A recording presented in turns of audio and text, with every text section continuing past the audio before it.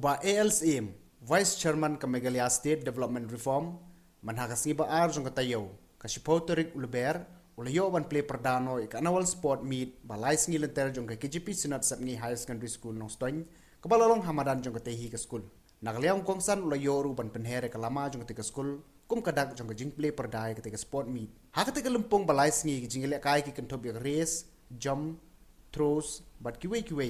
ya ka balai shembanta shirham de kina school na ki house baper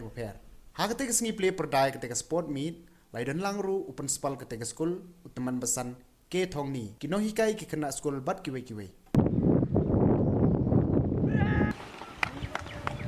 Everyone pledge to take part.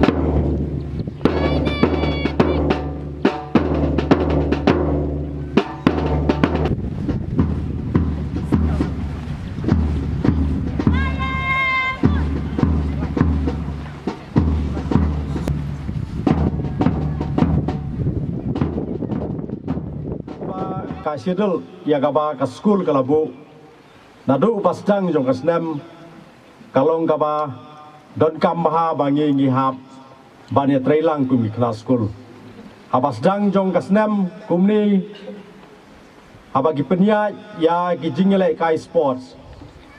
tungin pendon kamhok ya kani kapor ha kabangi don gerdo ublay dragon rat nongbu nong thau unyalam undor rengkat bat phi ka school ba pinang ya seprang bat ba pinang roy ha gibenta baro ha ka jing puli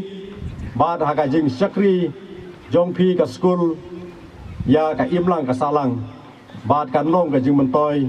na ka benta ka jing im jungi wei po wei marabor ngi jiya kren ya ka roy ka pa batang siong ka roy ka pa ane ka development haka jengmut jeng perkhat ke jongi babun balang nila perkhat baik bangin yo kasrok ke bawah banyo kamadan football ke bawah banyo ki umba mumdi banyo ka boarding elektrik banyo kilenti kisniking ke bawah kata kadai gajing skill tu lengkot jongi habangi ong development handrai ka kwa ban pen skill tu yangi habangi ong development lingkong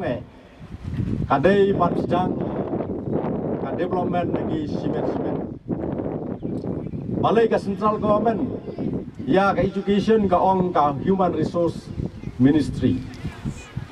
ajingmut kalong ba kadai bandon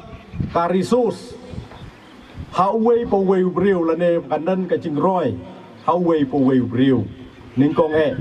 pat kata kan penyar pat kata kan penlong ya ka imlang salang kabaroy kabapar lemda na ubriu sibet kamron ka jingroy kamron ka development